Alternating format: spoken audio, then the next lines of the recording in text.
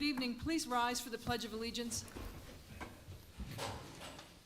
I pledge allegiance to the flag of the United States of America and to the republic for which it stands, one nation, under God, indivisible, with liberty and justice for all. Roll call, please. Mayor Calabrese, Present.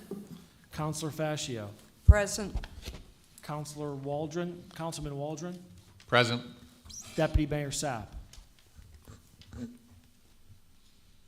Deputy Mayor Sapp?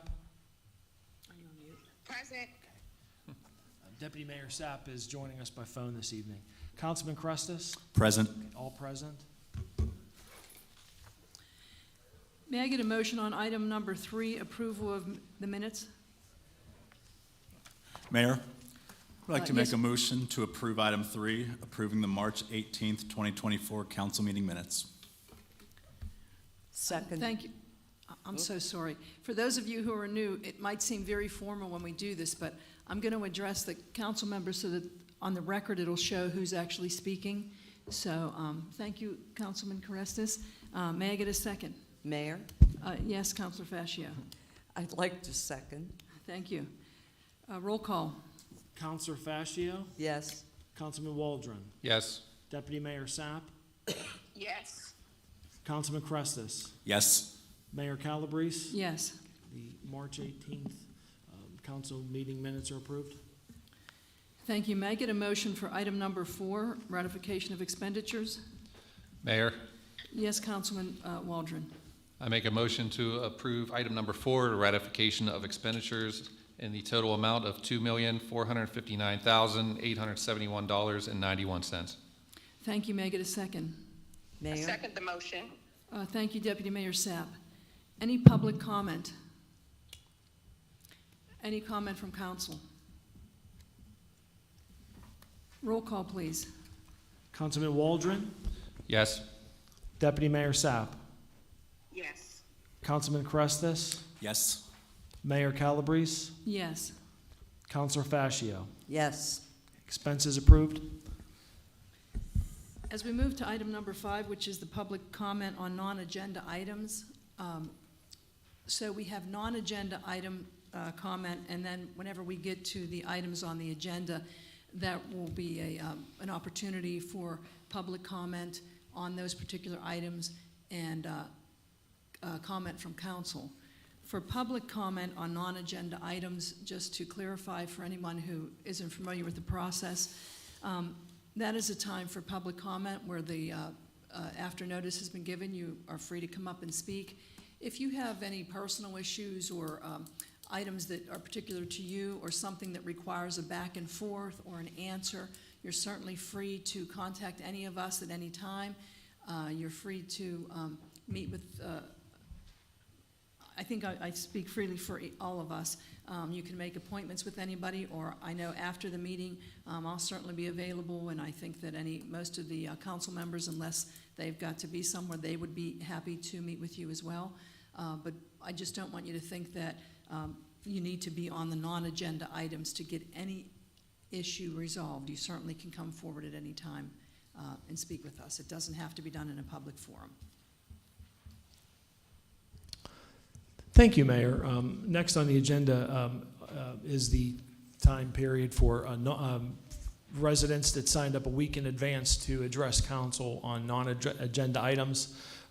You will be called to the podium in the order in which you signed up, and please note that the public comment for non-agenda items is limited to 3 minutes. Greg Swachik.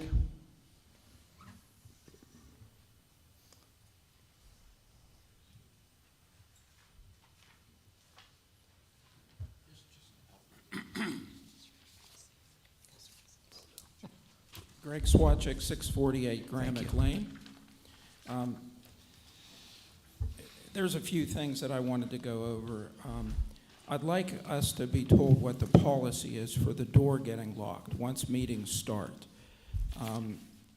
You can see the first sheet I gave you was a September 11th meeting. I tried to find out what the agenda was, because when I came, the door was locked. I saw everybody in here, found out later it was an Alcoasand meeting.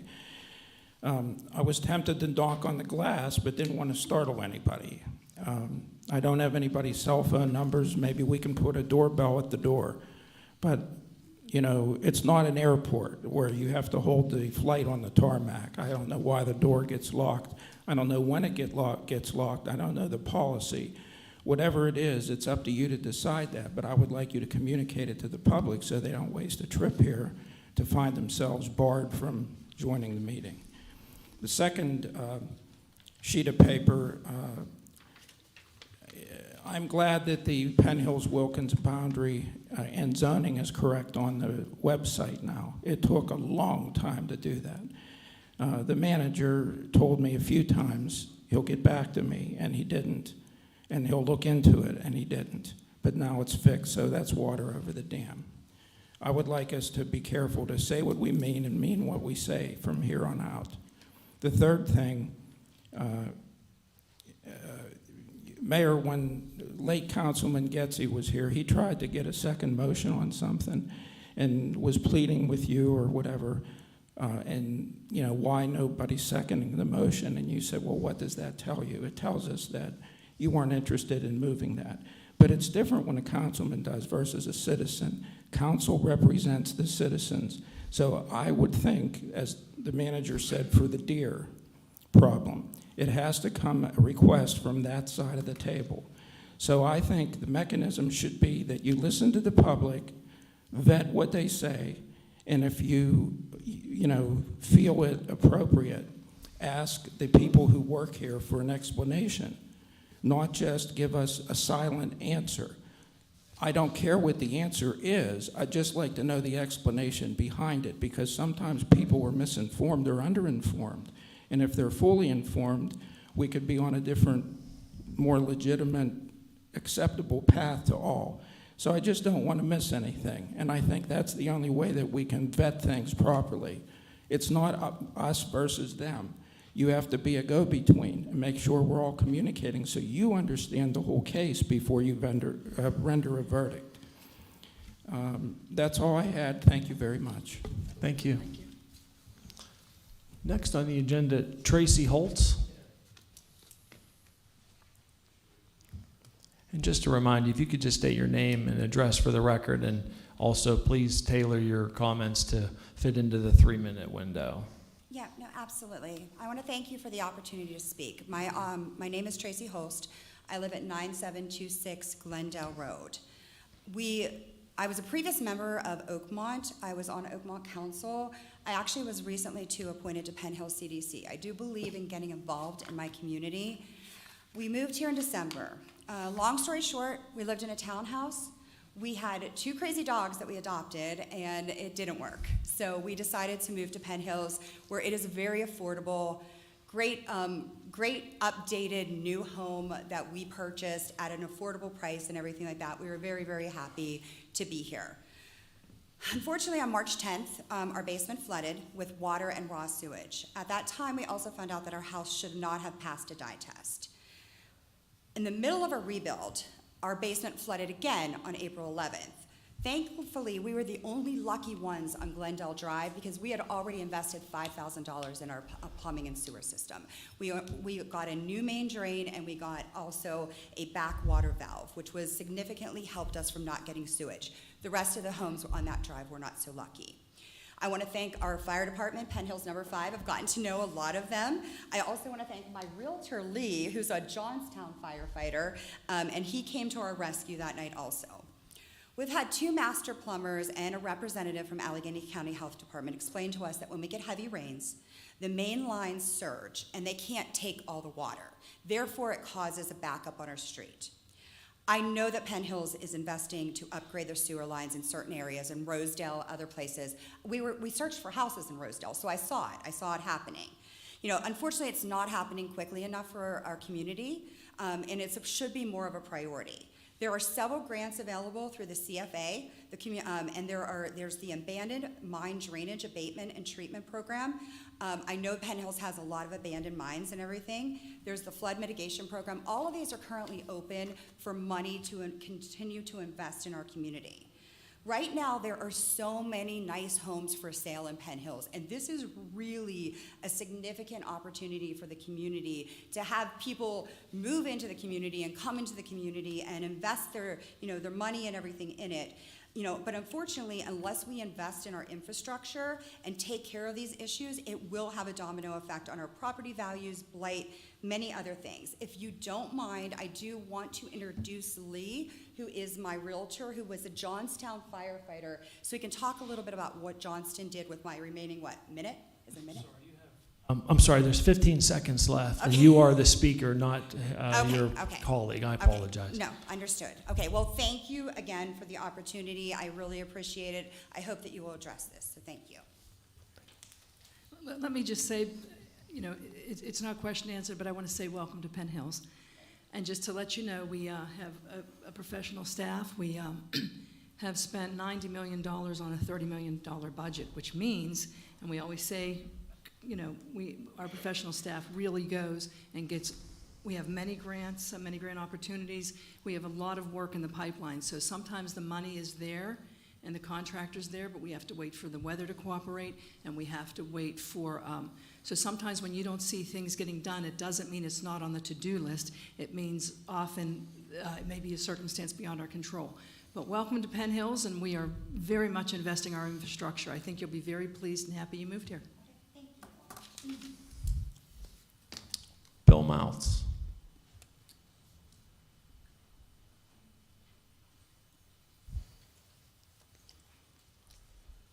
Bill Mouts, 1335 Maple Avenue. I have 3 photographs I'd like to pass on to the council and mayor. 2 of these are very self-explanatory. That's the first one of that home, I'll tell you in a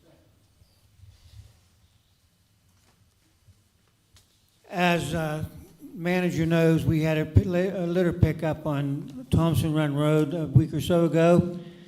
There's a parking lot. Now, those 3 photographs, there's a home on Thompson Run Road that's very important.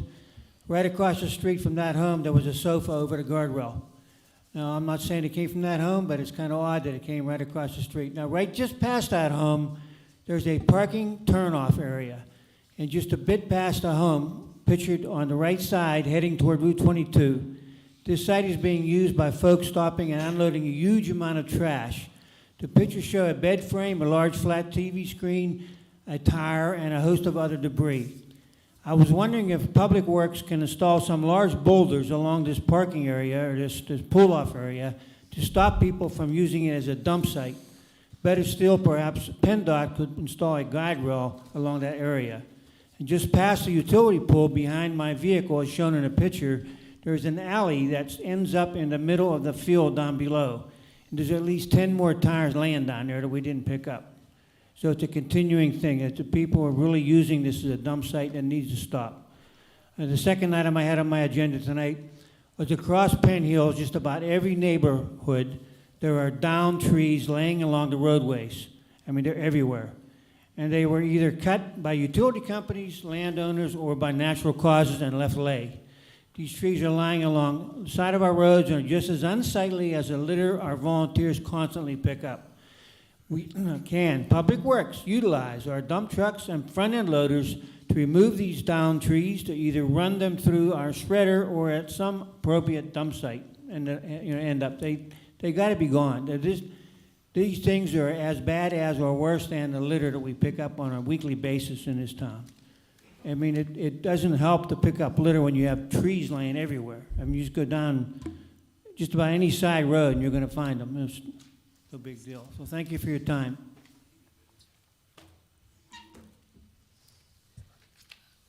Thank you. Thank you. May I get a motion for item number 6?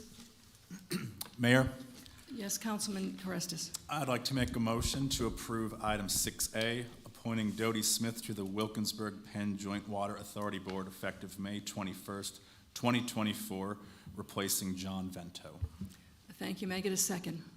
Mayor, Yes, Councilor Fascio. I'd like to second the motion. Thank you. Any public comment? Any comment from council? Yes, Mayor. Yes, Councilman Waldron.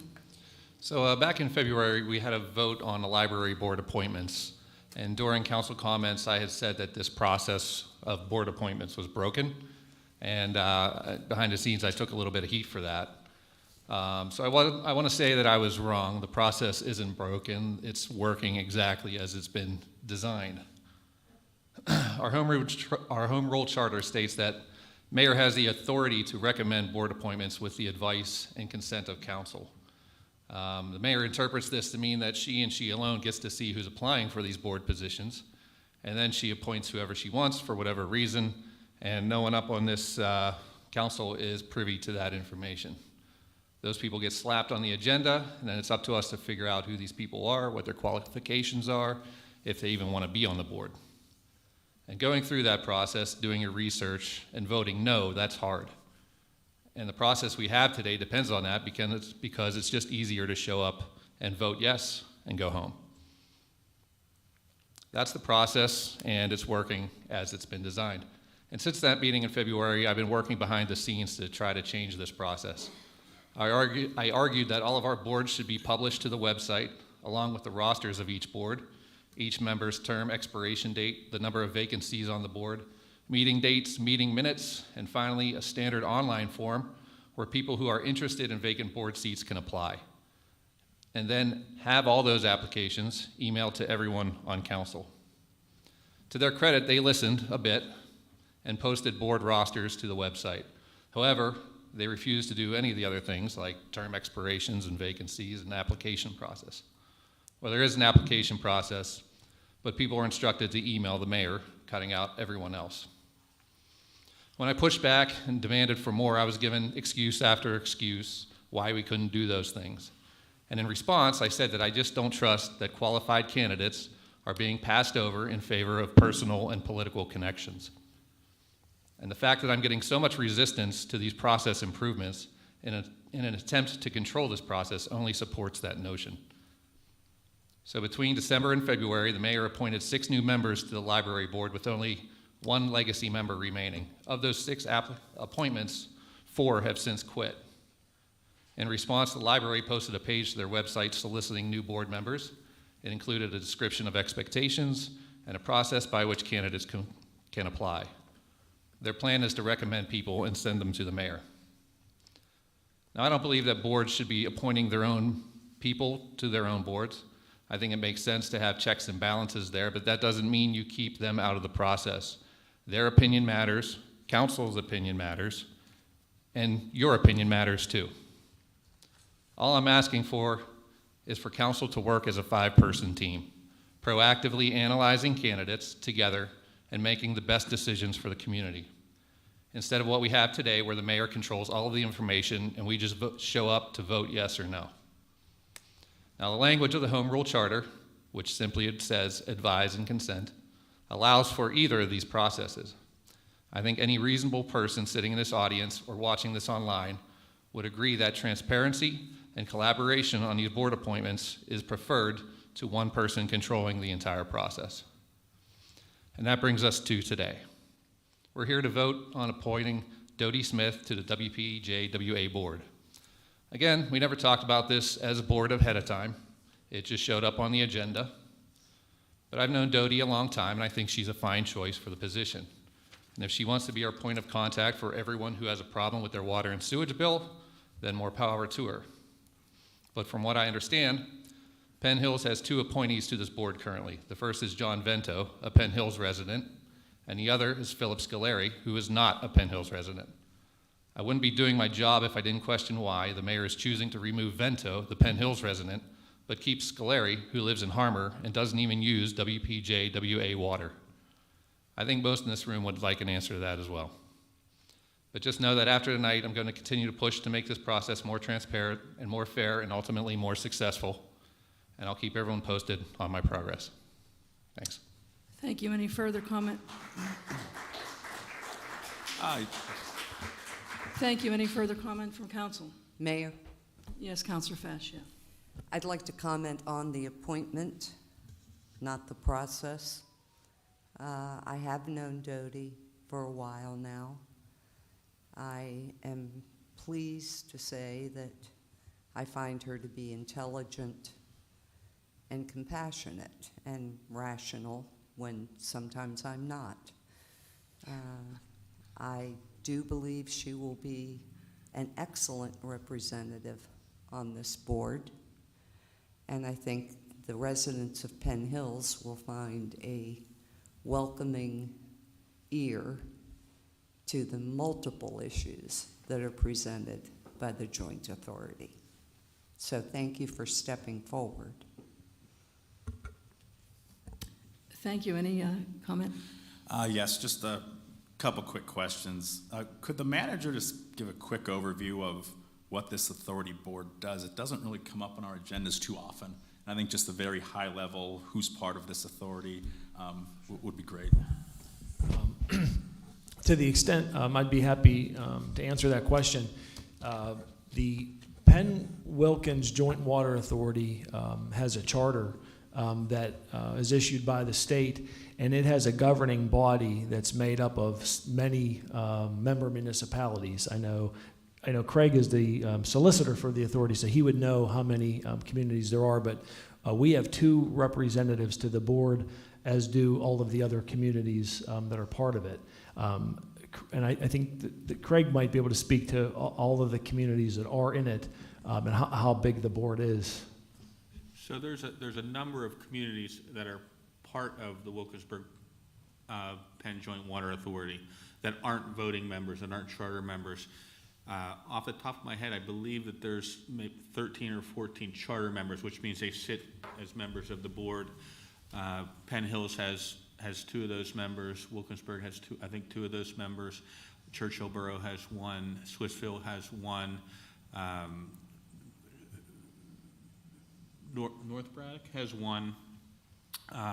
Rankin has 1. No, Rankin does not have 1. And on down the line, up to about 13 of them. I can't remember off the top of my head because I realized this question was going to come up.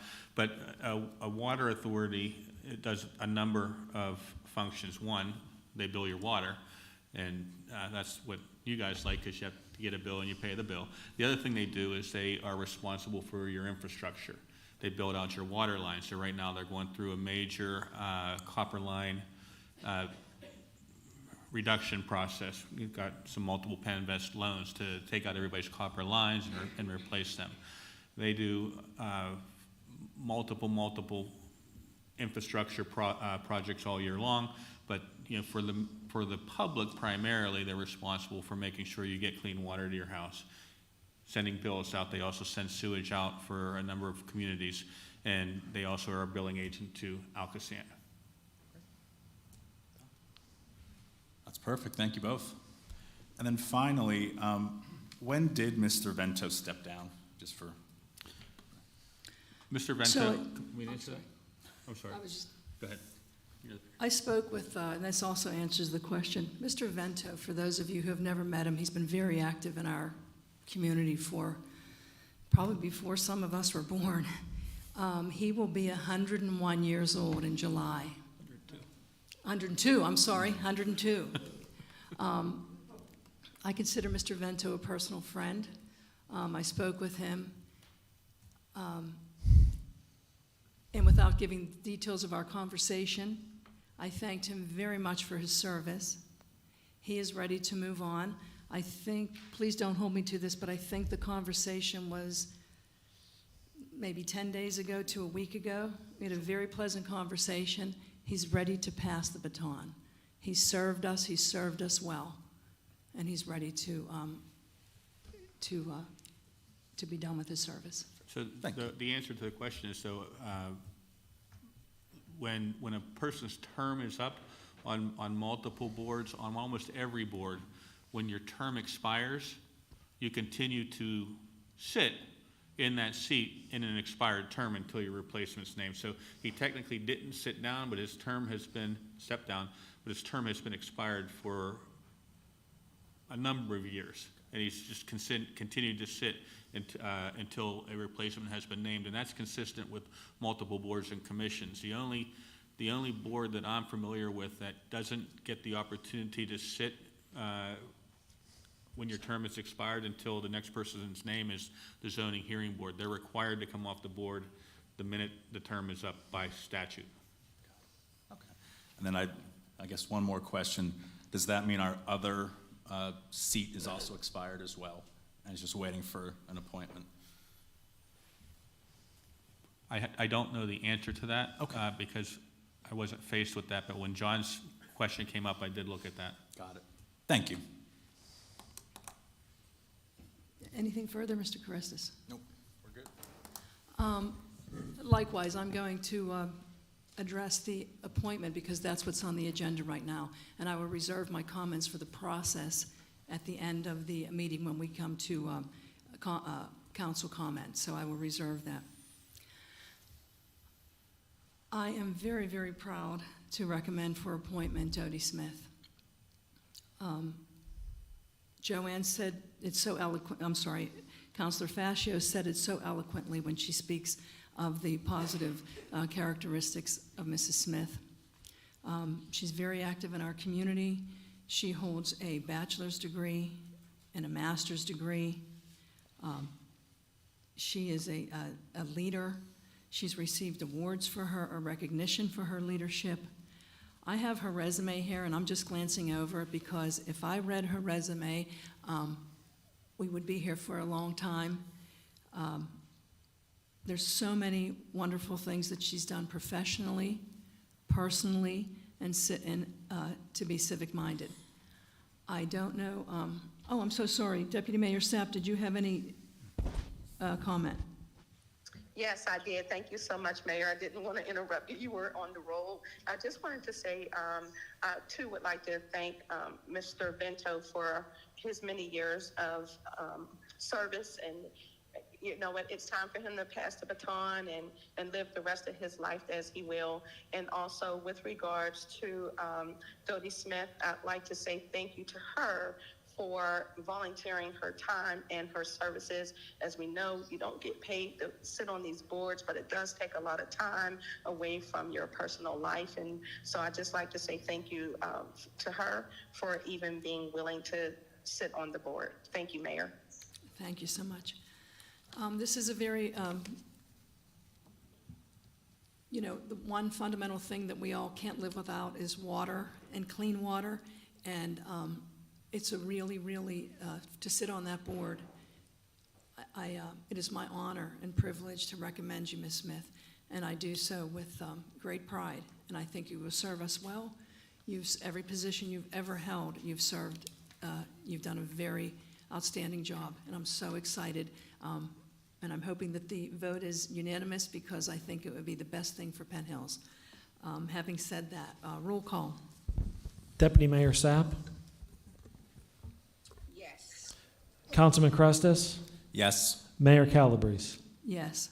Councilor Fascio, Yes. Councilman Waldron. Yes. Congratulations on your appointment. Welcome 6A aboard. is approved.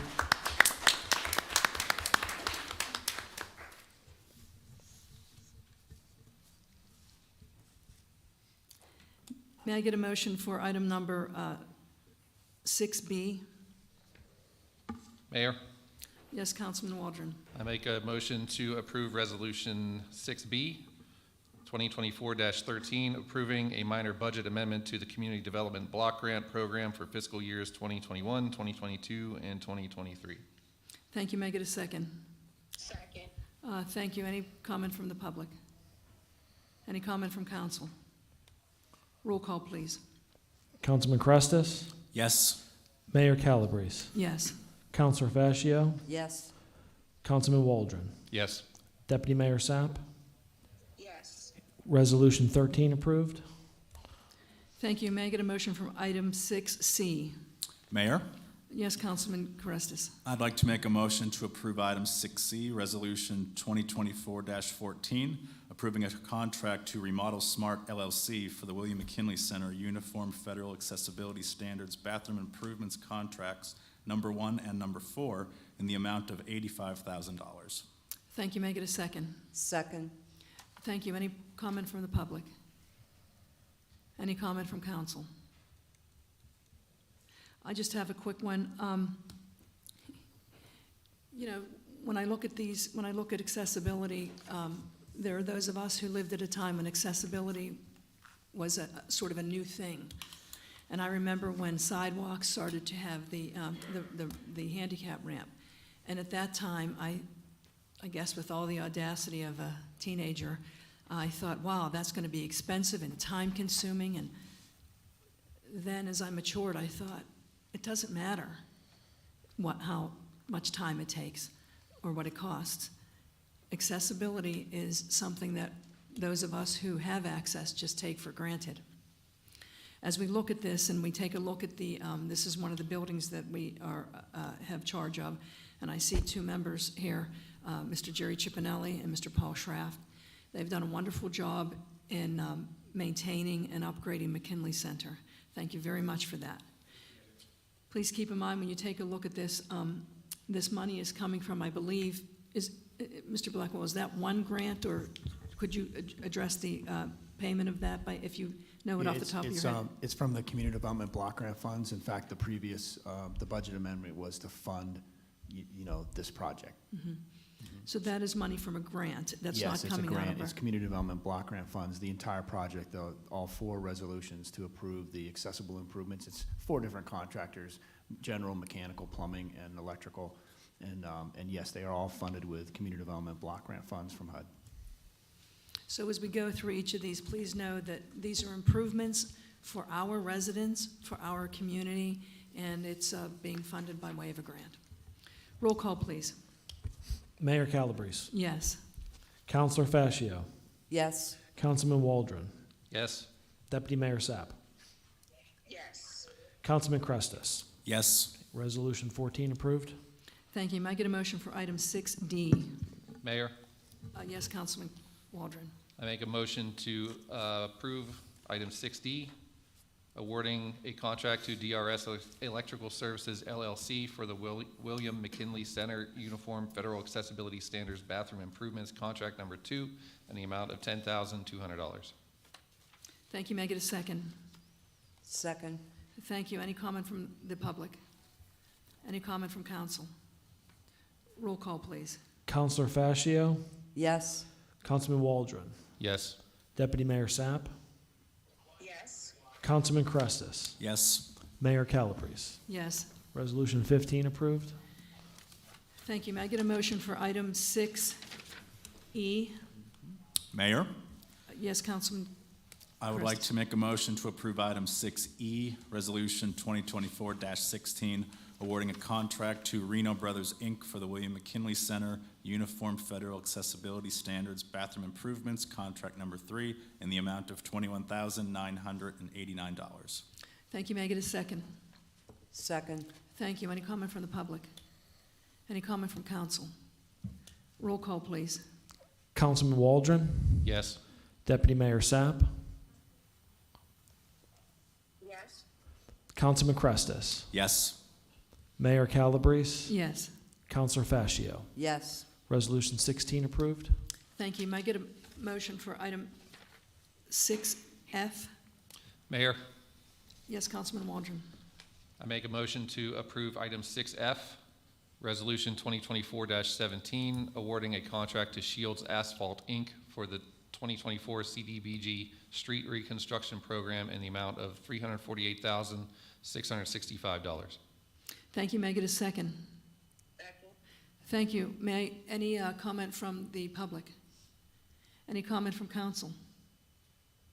I have just one comment. So this is an example. So right now, tonight, we are awarding, we're voting on a contract to Shields Asphalt for the CDBG Street Reconstruction Program in the amount of $348,000. That's a lot of money. And that's going to be an improvement. So although it is improved, so that will be voted on tonight, it's going to take time for it to pass through the entire process. So this is an example of one of the things that I was saying earlier tonight to one of the folks on the public comment. Just because something isn't done doesn't mean that it isn't in the pipeline, that it is not on the to-do list. So all this money, although we have voted on this contract tonight, it will take time for the actual money to be awarded. It will take time for those funds to be distributed. It will take time for the actual work to be done. And then we have to, that would also be weather dependent. And So please know that these things take time to get done, but we are very, very much aware of our infrastructure and very much aware of the to-do list that we're making. Roll call, please.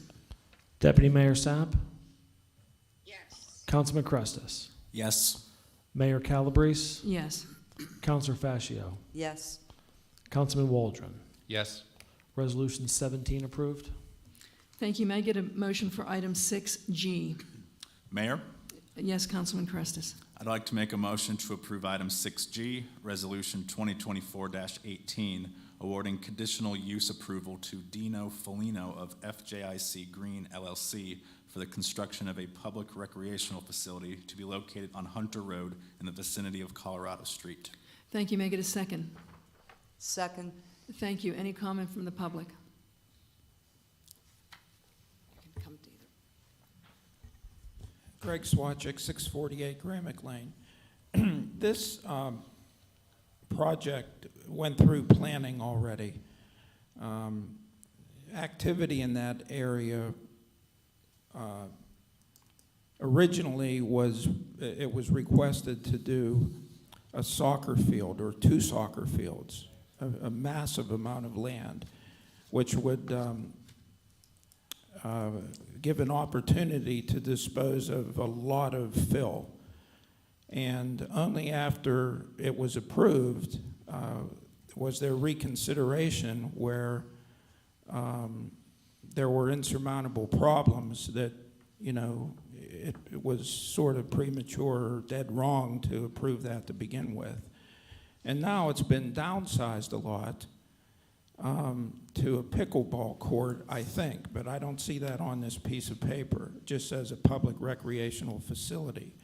And I would like to admit that I did not look at the internet at all for what was on the agenda tonight. There could have been accompanying materials that would have further defined that it is indeed still the old pickleball court. So I would just like, and I know you can't answer questions from me, but I would just like some council member to consider asking whether or not that is indeed the pickleball court, and whether all the conditions set forth by the Planning Commission, including access to the highway, you know, whether all those boxes were in fact checked before you actually approve it. Thank you. Greg, Yes, Ms. Fascio. if you'd like a printed copy of the material that is available online with detail about it, there's a copy here. Okay, thank you. Would it be okay to just tell me if it's the pickleball court? It's clearly the pickleball, yeah. Okay. Yeah. I already covered the fact that I didn't review it. I'm not implying, insinuating, inferring that there's been a switch. I'm just saying that absent me reading what you're offering, I can't see it on here. So I think it's just a quick thing to confirm that. Thank you very much. Okay. You've done that by your Fine. testimony now. Thank you. Thank you. Any further public comment?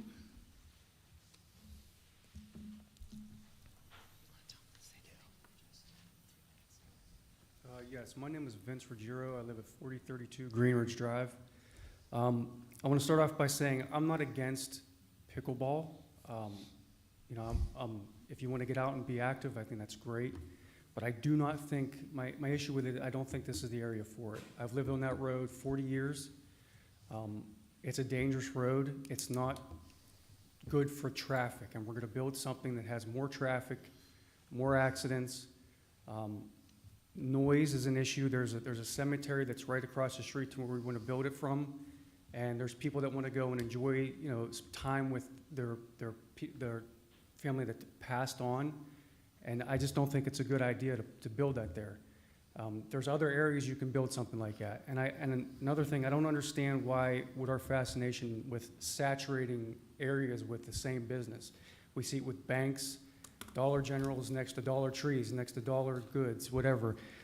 From the area we want to build this, 2 miles away in Verona, there's 4 pickleball courts. Alpha Tennis, 4 miles away, has 3 courts. Pittsburgh Indoor Sports Arena, 5 miles away, has 4 courts. Boys Park just built 6 brand-new courts. Murraysville is going to be opening up a complex. There's a complex coming in East Liberty. How many more pickleball courts do we need in the area? Again, I'm not against pickleball. You want to build pickleball. That street is not for that. Thank you. Thank you. Thank you.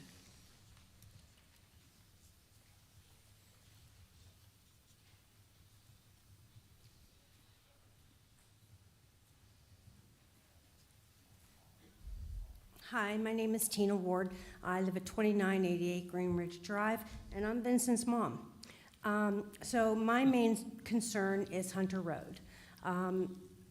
39 years ago, when they put the ball fields, Friendship, they changed the landscape.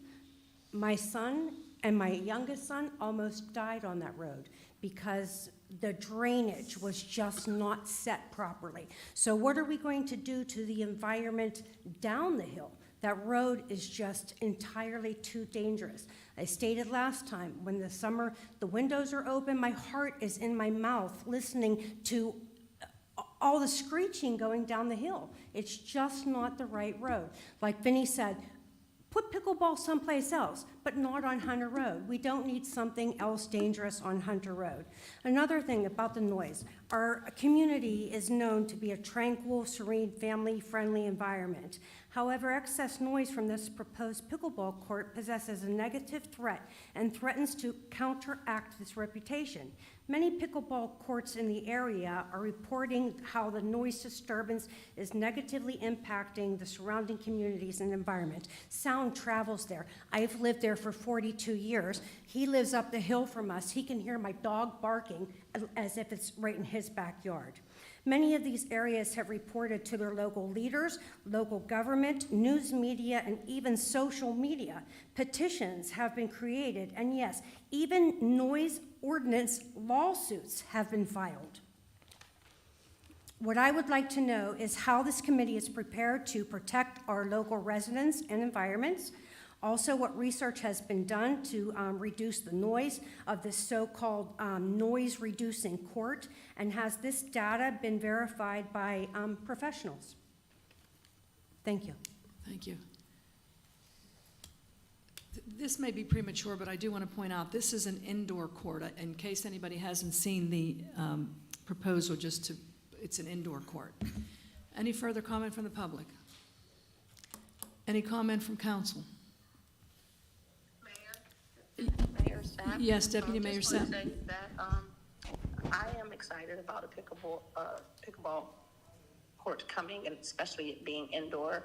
And I'm also looking forward to even possible tournaments being brought to Penn Hills as well, as we know that pickleball is an upcoming, well, it's not even upcoming anymore, but it's becoming a more popular sport for all ages. And so I'm very excited that Penn Hills can host such an indoor court. Thank you. Thank you. So, there's always competing interests, and as Mr. Swatchek said, he didn't have the opportunity to read the resolution. It is going to be indoor. One of the comments was, we don't understand why we're saturating areas with places like banks and Dollar Trees and those sorts of things. And why are we putting it at places where there's already in Verona, and there's one coming up in East Liberty, and I believe in Lawrenceville. And so, first of all, please know that this would be a private business. It is not the municipality that would be putting up pickleball courts. I'll be honest with you, I have no clue how to play pickleball. When I first heard it, I thought, frankly, that's a pretty weird term.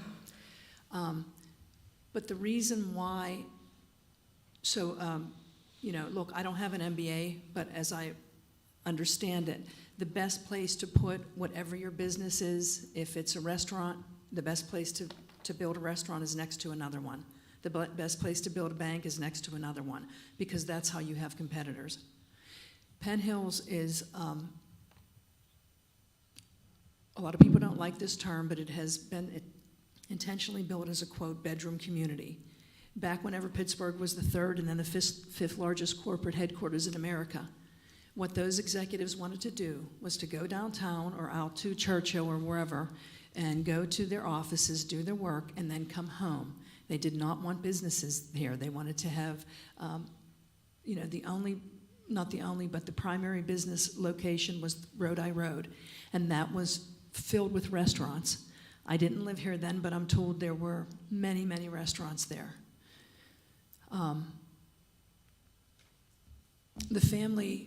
The model of the family restaurant pretty much doesn't exist anymore. We are not like, for example, Monroeville, which has businesses like the mall and so forth. But even the brick and mortar businesses, it's changing. Our world is changing. Our culture is changing. People are sitting in their living rooms and ordering food online. They are ordering necessities and luxuries online. They're even dating online. Penn Hills is, our tax base is people. That's it. We need residents. And the only people, not the only, but the primary resident who's moving in here are seniors. In 2018, we were voted the best place to retire.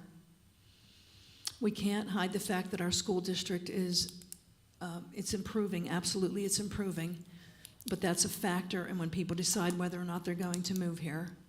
I'm very pleased with the direction the school district is taking. In the meantime, pickleball had been traditionally, and I say traditionally because it's kind of relatively new in my mind, for seniors. Those are the people and the people with expendable income.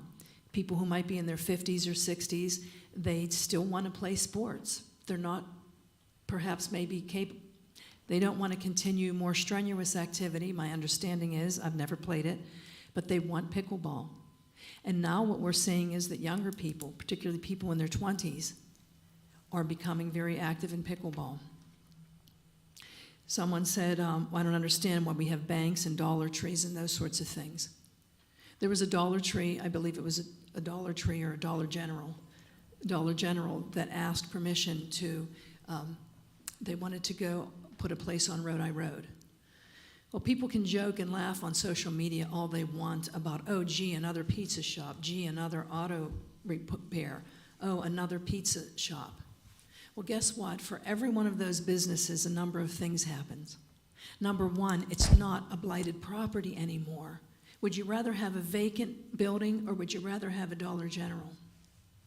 Number two, businesses are in business to make a profit. Certainly Starbucks knows that we exist. We are the largest suburb outside the city of Pittsburgh.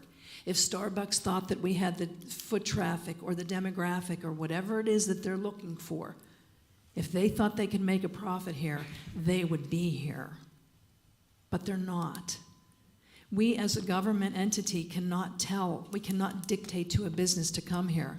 What we can do, though, is make our community an attractive place for young people to live.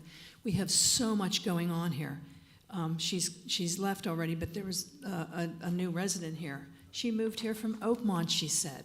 That's pretty awesome that she moved from Oakmont to here. We think that Verona will be our feeder. Young people are more likely to move into places like Verona, and then once they come out to the east, because I often say, we don't have a money problem, we just don't. We've got an image problem. Our municipality is doing quite well. We've got a fund balance that was at $14 million. That's it's a very comfortable position to be in. The reason why we need more pickleball courts is because the other ones are filled, and that says something. People are actually going to Verona and Monroeville and East Liberty, and if they can't find an open spot, we want them to come here. So I think we need to be grateful that there's somebody who's willing to do that sort of business. And the municipality, I think, should try to do a public court as well. And that sort of business can also generate collateral business.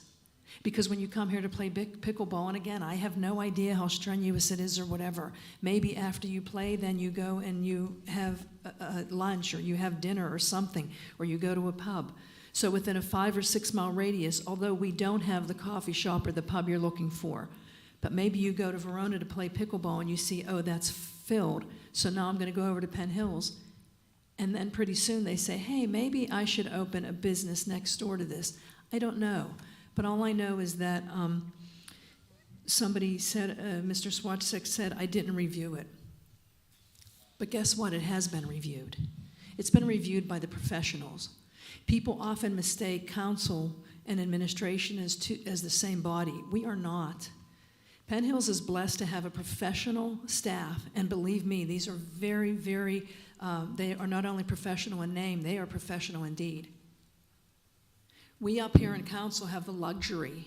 We don't go out there and do the work. This is not a full-time position for any of us, but it is, however, a full-time position for people like Mr. Blackwell. When something gets this far along, when it crosses us up here, it has already been vetted. They have spent years on certain projects, weeks, months. It would not get here unless it has already been completely reviewed. And when you take a look at what's happening, sometimes people might take a peek at our council meetings, and it almost looks like it's a rubber stamp. We sit up here and we keep voting yes. You know why we vote yes? Because we do our homework, or we push until we get to the yes. We're pushing and pushing. So it did originally start out as a soccer field, and it has taken so long to get here that apparently pickleball has become more popular than soccer. I understand the concerns, and believe me, we're listening to that. There are 2 parks already down there. Children already go there to play football and basketball and baseball and softball. The research apparently has shown there's no greater risk to children or anybody else by adding 1 more recreational facility. But let's face it, the generation that's coming up, they're working from their homes. The only people, or not only, but the traditional people with disposable income are the people who are over the age of 50. Those are the people who are playing pickleball. Now we're seeing another set of people under the age of 27 who probably may not be married at this point, but they're getting into professional positions. They are looking for recreation. After COVID, they don't want to sit in their apartments or homes anymore. And if that's going to be a draw for them, believe it or not, one of the primary destinations for Penn Hills was our skate park. We only have a few ways to draw people here, and one of them is recreation. So this has been vetted. It passed the commissions. It passed our all of the hoops that it has gone through. And again, this is another one of those things. Even though we vote on it tonight, I imagine it's going to be years in the making. This isn't something that happens overnight. So please understand that when we sit up here, we understand there are competing interests. And we hear your concerns, we really do. But whenever we take so for example, the issue of noise. Is pickleball noisy? I guess it is, I really don't know. And I watch the news and I see people in Cranberry talked about outdoor courts. This will not be an outdoor court, so that should be a way to alleviate the noise. So it's like anything else, right? It's a cost benefit. I'm sure hoping that this is something that will bring people with disposable income in here. I'm going to wrap this up. People who are over the age of 50 who understand why Penn Hills was voted one of the best places to retire to.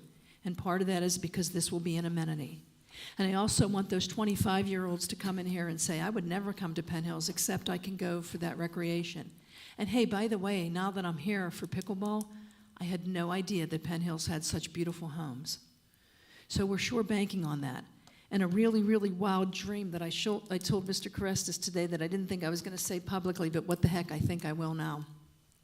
So I often talk to investors and developers, and I say, please come to Penn Hills.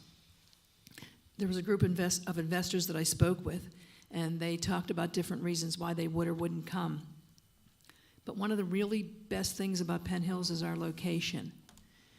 We are right near the turnpike. There's an expectation that pickleball was going to eventually burst onto the sports scene. They eventually will need, it seems that it's going to become a professional sport. We don't think that the city of Pittsburgh is going to be able to handle that. But maybe we can say, come here. We have the land, we have the labor, we have, take a look at the 500 acres available. I would love in a few years to be able to say, let us be the professional Pittsburgh sports team. I don't know if that will happen, but we can't sit by any longer and keep saying we don't want Dollar Generals, we don't want pizza shops, we don't want automotive shops. Because right now, apparently, that's what the research is showing. But I want the research to show, guess what? They now have people with disposable income, whether they're seniors or they're 25-year-olds, but they're the people that would not otherwise come here, but they're coming here, and we're going to start to add amenities. So I really do, can we predict whether or not this will be successful? We never know, but we have to jump out into the deep. We can't let pieces of land and we can't let property become blighted any longer. So I am very excited that we have a private investor. And let's face it, people who are in business to make money. So I sure hope this takes off, and I sure hope that it brings collateral businesses with it, and I sure hope it brings new residents. Roll call, please. Councilman Crestus, Yes. Mayor Calabrese, Yes. Councilor Fascio, Yes. Councilman Waldron, Yes. Deputy Mayor Sapp. Yes. Resolution 18 approved. Thank you. May I get a motion for item 6H? Mayor, Yes, Councilman Waldron. I make a motion to approve Resolution 6H 2024-19, awarding the 2024 sewer repair contracts A and B to Soli Construction in the amount of $222,745 and to Jet Jack Inc. in the amount of $427,435. Thank you. May I get a second? Second. Thank you. Any comment from the public?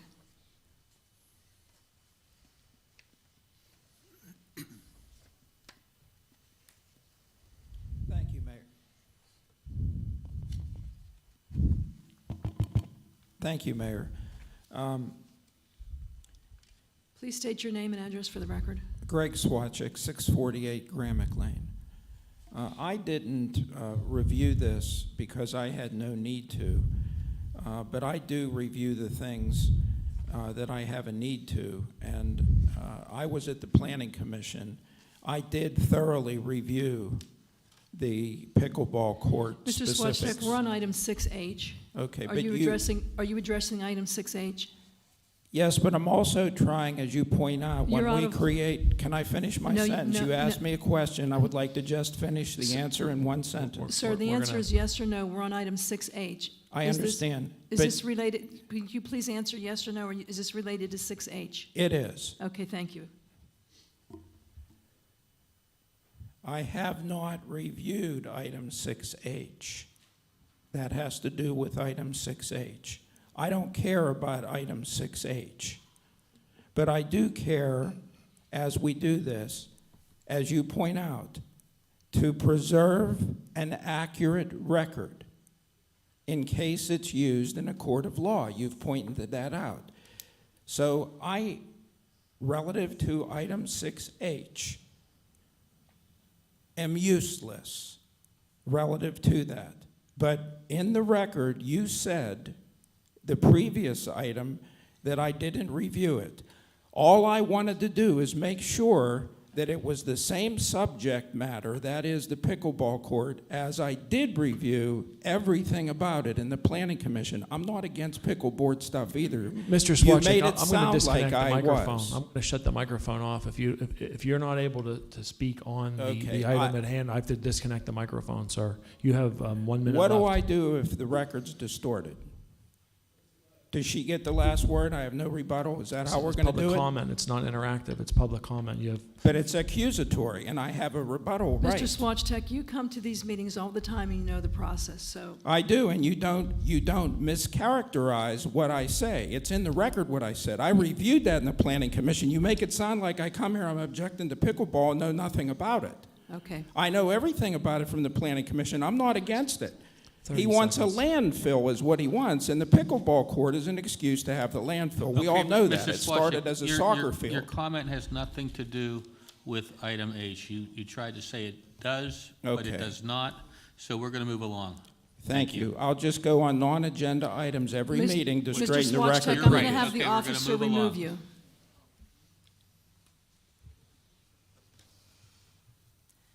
Any further public comment on 6H? Any comment from council on 6H? Roll call, please. Mayor Calabrese, Yes. Councilor Fascio, Yes. Councilman Waldron, Yes. Deputy Mayor Sapp, Yes. Councilman Crestus. Yes. Okay, Resolution 19 approved. Making a motion for item 6I. Mayor, Yes, Councilman Carestis. I'd like to make a motion to approve item 6I, ratify resolution 2024-20, awarding the 2024 Penn Hills Multimodal Road Program Phase 2 Cycle 3 base bid and alternates to Tresco Paving Corporation in the total contract amount of $1,257,428. I said that off. Thank you. May I get a second? Second. Thank you. Any comment from the public? Any comment from council? I would just say that this is another one of those examples of something that will be in the pipeline. Roll call, please. Counselor Fascio, Yes. Councilman Waldron, Yes. Deputy Mayor Sapp, Yes. Councilman Crestus, Yes. Mayor Calabrese. Yes, Resolution 20 approved. thank you. May I get a motion for item 6J? Mayor, Yes, Councilman Waldron. I make a motion to approve item 6J, Resolution 2024-21, approving a minor budget amendment to the Community Development Block Grant budget for fiscal years 2021, 2022, and 2023. Thank you. May I get a second? Second. Thank you. Any comment from the public? Any comment from council? Roll call, please. Councilman Waldron, Yes. Deputy Mayor Sapp, Yes. Councilman Crestus, Yes. Mayor Calabrese. Yes. Counselor Fascio. Yes. Resolution 21 approved. Thank you. May I get an item for, may I get a motion for item 6K?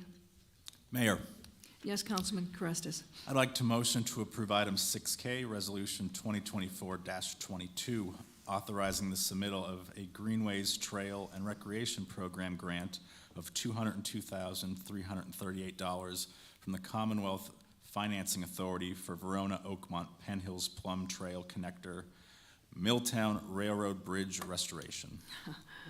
Thank you. May I get a second? Second. Thank you. Any comment from the public? Any comment from council? I have a brief comment. This is, I think, very exciting, and this is another one of those things where there's always competing interests. You know, there are going to be some folks that might say,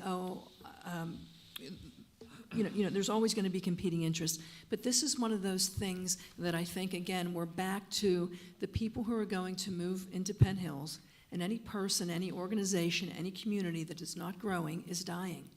Penn Hills is growing. We are growing. And part of this trail will connect us to our neighbors. And part of this trail is what's going to bring people, let's say you go in, you start the trail in Verona, and you come out through Penn Hills, and you say, oh my goodness, I had no idea that Penn Hills was this beautiful. You might be more likely to come and live here. And then when you go back to the beginning of the trail and you stop and have ice cream or whatever, maybe somebody will say, hey, I have an idea. Why don't we put an ice cream shop in Penn Hills? So I think that this is another idea, another way in which we are growing. Roll call, please.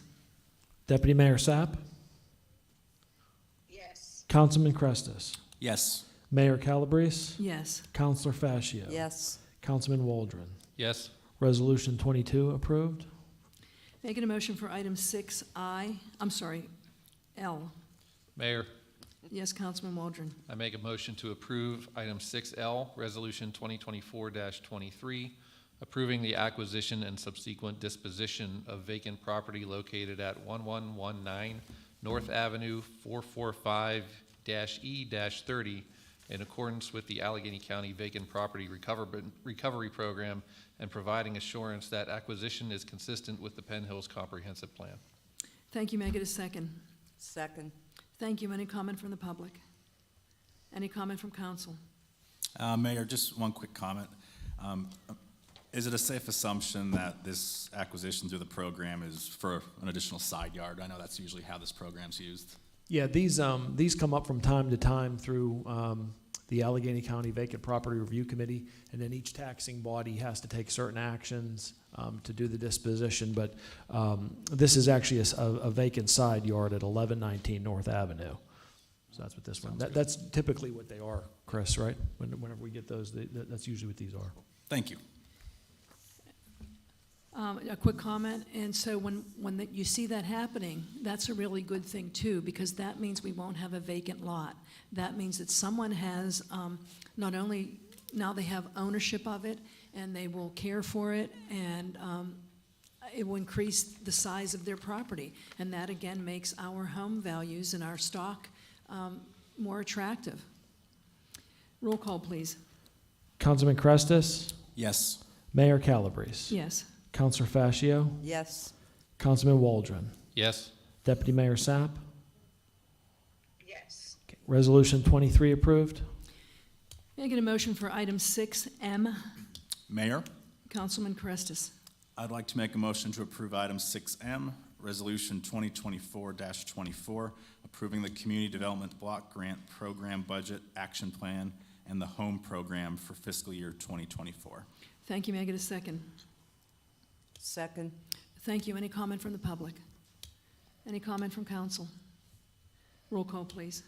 Mayor Calabrese, Yes. Councilor Fascio. Yes. Councilman Waldron, Yes. Deputy Mayor Sapp.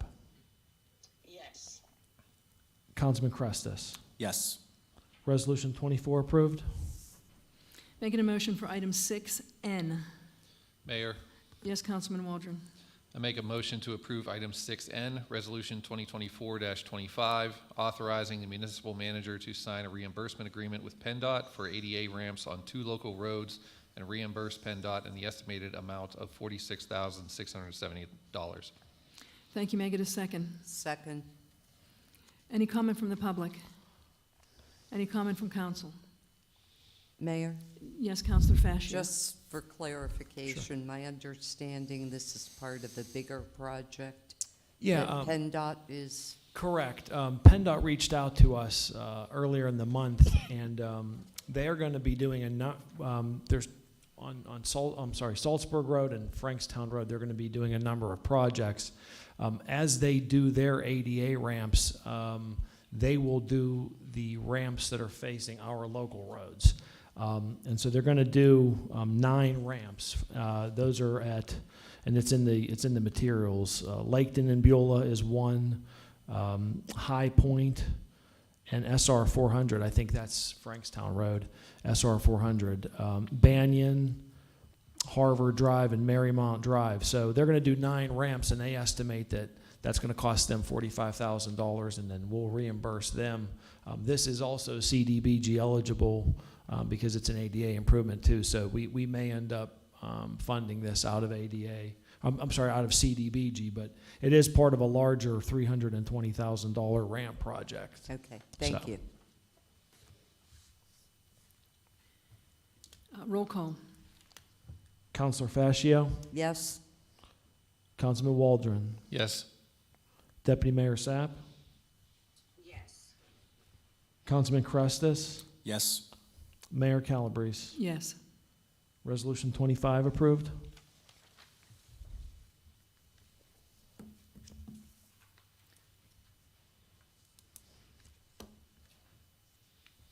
Deputy Mayor, we are at the part of the agenda where it is time for council comments. So Deputy Mayor Sapp, do you have any comments? I do not have any comments this evening. Thank you, Mayor. Thank you so much. Councilor Fascio. No comments, Mayor. Councilman Crestis. No, we've had a long meeting. I'll save my comments. Thank you. Councilman Waldron. Yeah, one thing. This Saturday, I had a privilege of speaking at an event honoring the Penn Hills High School cheerleaders. They won the PIAA State Spirit Award for community service. Yep. This was a statewide award, so they were up against a lot of competition. Our state rep, Joe McAndrew, was there, and he presented the girls with a proclamation from the PA House of Representatives honoring their tireless efforts supporting Penn Hills, the Rotary, our firefighters, and just being present at so many Penn Hills events.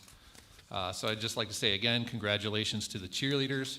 We're very proud of you for what you do, and also to Dr. Coffey, their coach, who does so much for that team. She's truly an impressive human being, and we're lucky to have her here in Penn Hills. And also, I'd like to thank Tyler Tomasino, president of the Penn Hills Rotary, for putting together an excellent event for the cheerleaders. Yeah, that's it. Thanks. Okay, thank you. I have a few comments. I know it's late, but first of all, we are having the Memorial Day Parade. It will start at St. Bart's at 11:30, and then it will end up here at the grandstand. They will be set up right out front here of the municipal building. And that's where we will be honoring our veterans. So if you can make it to that, that would be really wonderful.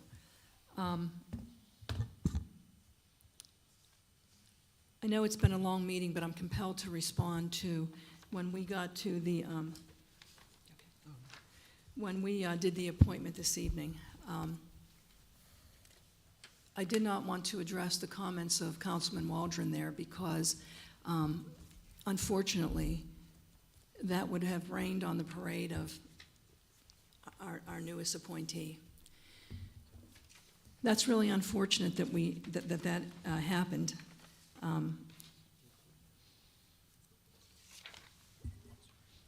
Councilman Waldron stated that he wants to be a team of 5,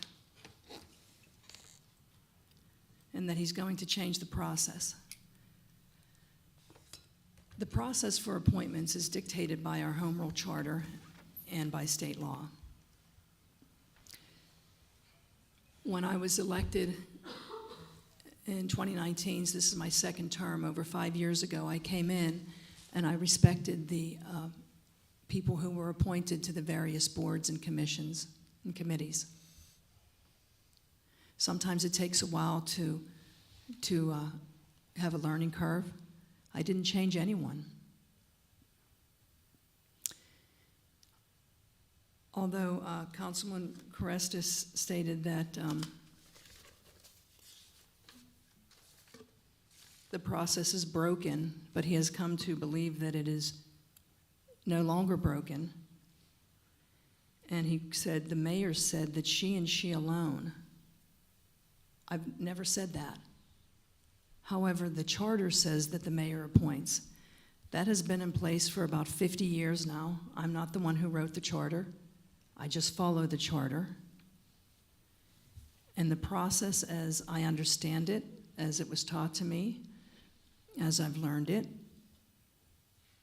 the mayor chooses whoever they think would be a good appointee. From there, the mayor then takes that appointee to council. Council does their own vetting. These are volunteer positions. We're asking people from the community to come forward. There was a point historically a few years ago where they started to change, somebody wanted to change the process and start to add all sorts of considerations. I'm sticking with the process because that's what it is. I don't have the power to change the process. I'm not sure how Councilman Waldron believes he's going to be able to change the process without doing a referendum and putting it to a vote. I can comment to that if you'd like. No, but it's now that I'm responding to your comments. Okay. Excuse me, it's my time now? All right. In order to change the home rule charter, you have to put it has to be a referendum. It has to go to the people. Councilman Waldron said he wants to be a 5-person team, but I can tell you that when he was elected, and I will let you respond when I'm through with this, so if you want to take notes, feel free to do so. We had a dinner scheduled. I personally called him and invited him to come and have dinner with us. Got no response.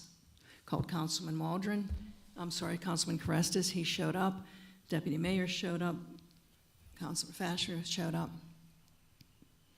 What we do is, and this is done in, as far as I know, just about every local municipality, or anytime someone is going to be appointed to a position of honor, they like to have their family there, or perhaps have some folks there. And often on certain votes, you'll take a straw poll. Now, according to the Sunshine Act, we can't all sit around privately and discuss each candidate. What we can do is do our homework, and then we discuss it with each other. That's advice and consent. Councilman Waldron doesn't want any phone calls. I was told you'll know my vote when I get up there. That's not a process I started, but I agree with it, that the people should know ahead of time so that they know to show up, so that their family or friends or neighbors can show up.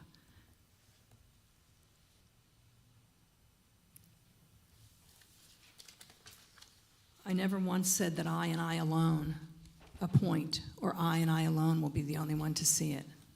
However, I follow the process.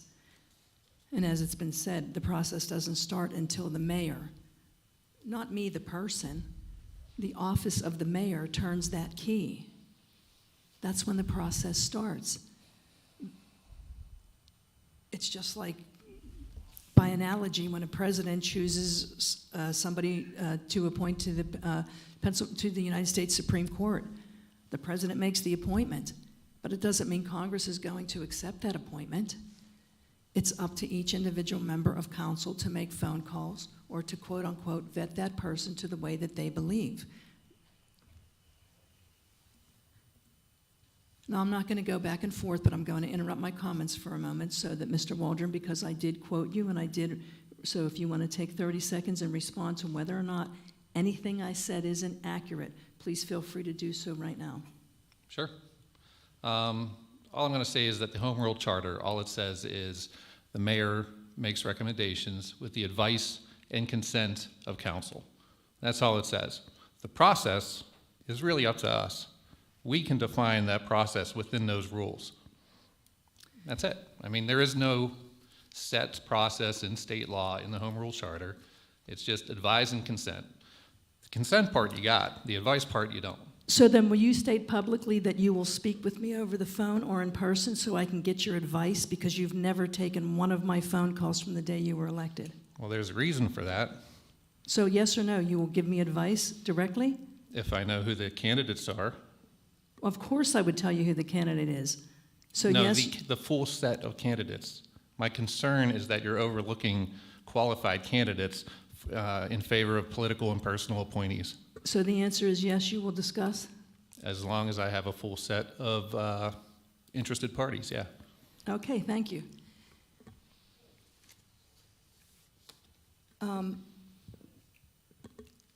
The process is, according to the Home Rule Charter, it's advice and consent, but the mayor is the one who puts the appointment out there. So I just want to be clear about that. Qualifications are, again, we don't have, we specifically don't want to have people, everybody doesn't have to have a PhD to come on these boards.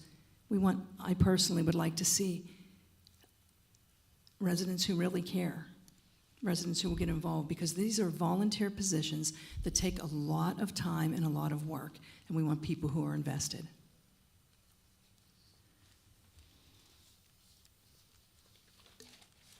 Everything that we do up here you have to do your homework, essentially. So for anybody to come up here and not understand, it's really only because they perhaps haven't had the opportunity to review it, or perhaps they don't understand it. And if you don't understand what the issue is, whether it's a council person or whether you're a resident, at any time you can come, our door is open, you can ask questions, our professional staff, you have access to the manager, you have access to the professional staff, and by all means you have access to me. You can approach me after a meeting, or I'm happy to speak with you over the phone or make an appointment to see me in person. As we review these things and as we go over what our duties are, I'm very happy and very proud and excited to announce that I came back from Washington, D.C. During my first term, I was invited to the White House, and at that time, all of the mayors the women mayors who were elected throughout the country were invited to Washington, D.C. We literally were in a room that was smaller than this. At that time, Vice President Pence came and spoke with us and introduced us to various members, for example, Secretary of Transportation. They said, we need to know what your local needs are. We built those relationships, and we built relationships with members of Congress and so forth, and that's how we got $18 million when we did. I was recently invited to the residence of the Vice President of the United States, Vice President Harris. We say her residence because obviously her home is in California, but her residence is in Washington, D.C.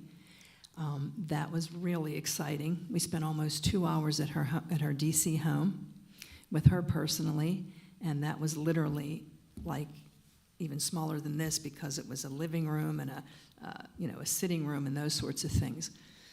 And got to speak with members of her staff, got to speak with other members, other mayors, and those are the sorts of things, because all government is local.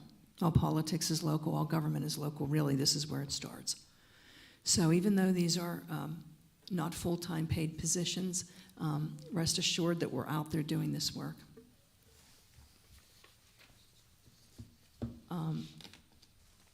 Mr. Blackwell, do you have any comment? You were looking like you had a comment. Okay. Thank you for approving the resolutions tonight. Some of them are very important, and we did work hard on them. Thank you. Okay, thank you so much. So having said that, we will continue to follow the process, and we are here for you, so don't feel that you ever have to just come to public comment. I personally will like to be as accessible to you as possible, and I think that most members of council feel that way. Have a very good night, and we hope to see you at the Memorial Day Parade. This meeting's adjourned.